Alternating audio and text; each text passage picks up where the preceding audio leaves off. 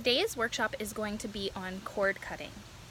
I've talked before about how to find out who's in your energy. And you do this by sitting down, meditating, inviting your higher self and your inner child to step forward. And then you ask them to show you who's in your energy, who you need to release, who needs to release you. And so when someone shows up, when you see the picture of someone or you hear their name or you see a specific situation, you can go ahead and cut cords with this.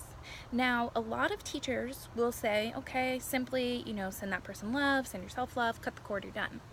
I take it a lot further than that. We're actually going to pull the cord out. We're going to find the root of it, then we're going to cut it, then we're going to send healing to them. So here's how we do it. Of course, you're going to get grounded, connected, and protected. So ground, clear, connect, protect. Ground your energy, clear your energy, connect your energy to source, protect your energy. Always do this if you're doing any kind of spiritual work, okay? Then what you're going to do is you're going to look who's in your energy. Or if you already have someone in mind, if you already have a situation in mind or a person in mind, use that, because if they're in mind, they're in your energy. So you're going to see yourself. This is through visualization. You visualize yourself. You'll visualize the other person. Take note of what they're wearing, where they're standing. Take especially strong notice to their body language. Are their arms crossed? Are they sad? Are they happy? Just pay attention to what their body language is telling you. This is a message as well. So what you want to do then is look at the cord. Take note of the cord. What does the cord look like? Is it a chain? Is it a rope? Is it a thin piece of wire? What kind of cord is this? The strength of the cord will tell you the severity of the situation, okay? So I've seen before literally a tree trunk going from someone to another person. That was a really, really heavy session. But if you're seeing a thread, it's not that bad. It's going to be easy to release, okay? So sometimes please note as well that these sessions might take 1 or 2, 3 sessions depending on the time that you have. So you want to visualize the other person, visualize yourself. You want to scan your own body and see where this cord has implanted within you. Is it in your heart? Is it in your arm? Is it in your solar plexus? Is it in your sacral? Is it in your root? Is it in your legs, your feet? Take note of where it's at. Then you want to invite in your guides, invite in your higher selves, angels, whoever on your spirit team that you would like to have help. And invite in their guides to stand with them on their side, okay? They're not helping you in the removal, they're standing on their side with them. To give them love, to protect them, to support them as well.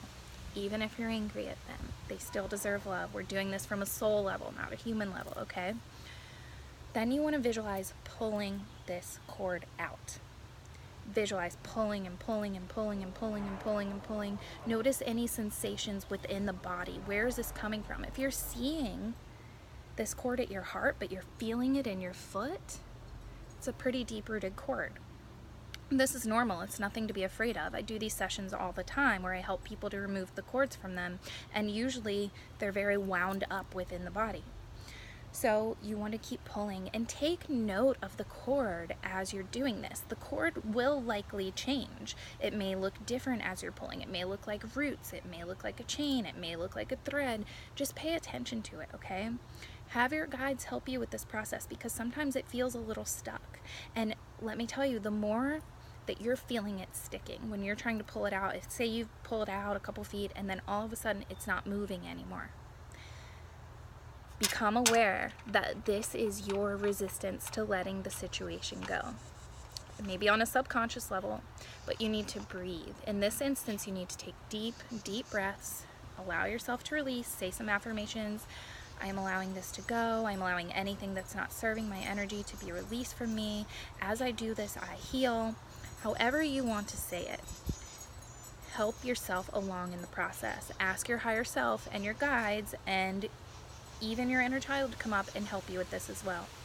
You want to keep pulling and pulling and pulling and pulling and pulling until you find the root. And again, sometimes it feels a little stuck. Like when you're trying to get that root out, it feels a little stuck. It's just resistance. You're safe to release it. And remind yourself of this. I am safe. I am safe to let this go. This will serve me to let this go. And then on that note as well, understand that when you're releasing a situation or a person, it's not that you're cutting them out of your life. You're just detaching from the negative energy that surrounds that interaction, okay? So cutting a cord from your mom after an argument is not going to cut her out of your life, okay? It's just releasing you both from the situation. So what you want to do is find the end of the cord. You want to then see a pair of golden scissors or golden chainsaw or golden whatever comes up for you. This is your practice. You do it. You allow your higher self to guide you. So whatever visualizations come up for you, do not judge them. Just allow and observe.